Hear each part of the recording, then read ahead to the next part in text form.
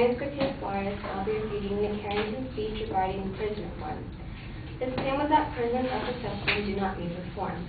The second claims are 1, incapacitation, which means prisoners are better off in jail, and 2, prison reform is expensive.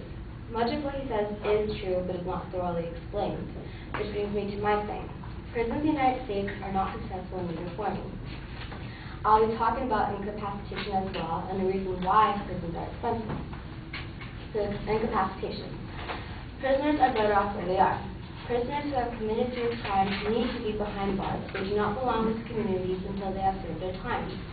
They need to understand the harm they cause and that there will be repercussions. But are these places healthy? Do the prisons have healthy conditions? I quote Senator Jim Webb. His floor speech introduced the National Criminal Justice Commission Act 2009, which was held on March 26, 2009.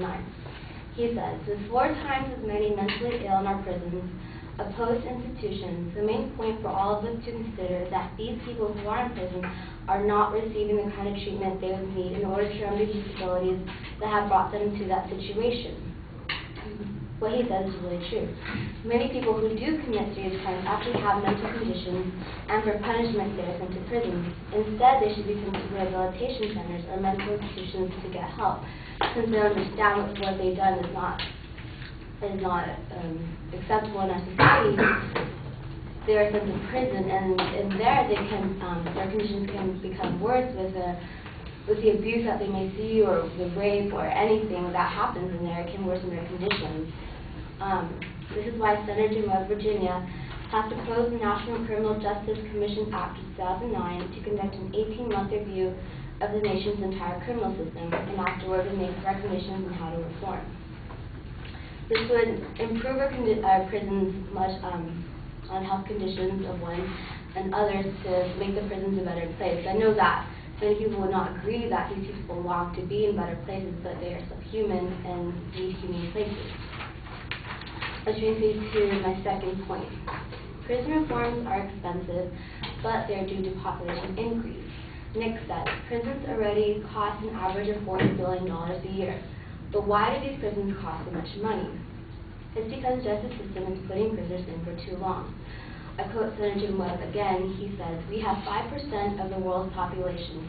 We have 25% of the world's known prison population. We have an incarceration rate in the United States, the world's greatest democracy, that is 5 times as high as the average incarceration rate of the rest of the world. Now, this brings me, it questions why we have so many prisoners in there. It seems that prosecutors are taking the slogan tough on crime too literal, that every person that commits any kind of crime is sent to prison for about 10 years, but in fact that is wasting our money. They should be sent for a year or less so they can understand what they've done, pay their dues, and then get out. Also, less help is given to the inmates, so when they're released, their attitudes haven't changed. Nothing has changed, so they come out maybe even worse and are affiliated with gangs, and which leads to why people are sent to prisons. I'd also talk about the 3 strikes and you're out. The Legislative Analyst's website defines the 3 strikes law as increases the sentences of persons convicted of felonies who have been previously convicted of a violent or serious felony. The problem with this is that if a convicted person has committed 2 serious crimes and then commits a non-violent crime for the third, like shoplifting at a thrift store, he will now be facing a 25 to life sentence in prison. This brings me to the same to what I said earlier, is that these people are being sent to prison for 25 to life now, and it's been over non-violent crime, and it's just wasting our money in return, which is why prisons are becoming increasingly expensive. I like to quote Rebecca Dubrow from The Nation. She said, the problem with this is that, because of mandatory sentencing laws, over half of state inmates are incarcerated on drug charges despite evidence that treatment programs are much more effective at preventing future drug offenses. People that do commit drug offenses are being sent to prisons instead of being sent to rehabilitation centers or treatment programs, and these are not the places for them to be. They should be sent to treatment. So in conclusion, even though prisons are the place where criminals go, they are still human. The prison system seems to be deteriorating over the years, and needs reform. As the population increases, so does the number of people in prisons, which means that overcrowding needs to be avoided and conditions need to be improved. These two would be improved if the prison system was reformed. And I know it would be expensive to reform prisons, but just like anything else, it can't happen without money.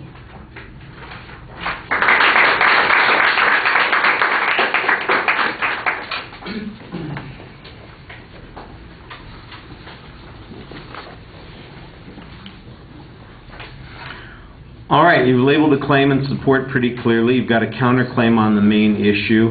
The incapacitation issue is discussed, and then basically you're kind of giving us an argument about why incapacitation could be problematic because of the presence of mentally ill, or it could make the situation worse. I thought that there were some good arguments there. The claim about it getting worse, though, is largely asserted. The absence of maybe treatment, I think, in the programs, I think you did a pretty good job on that. You do get a little bit caught up in the value description, or the value issue about whether or not people ought to be doing these kinds of things, and I think that it may be difficult to separate it because the advocate's claim may in fact have some value assumptions built into it. The second point seems to be largely kind of a counter-causality claim, suggesting that the costs primarily have to do with the restrictions that we've placed on the prisons, that we have certain criteria that we've insisted upon, that we're over-sentencing people, and I guess that's the point of the 3 strikes issue, although the number of people who are in jail because of 3 strikes is not quantified. Your data on the drug charges was a little bit more involved and explained it a little bit more, so that's kind of a counter-causality claim. There's not much analysis of the advocate's evidence or claims, just kind of the counterclaims on that second point. All right, thank you.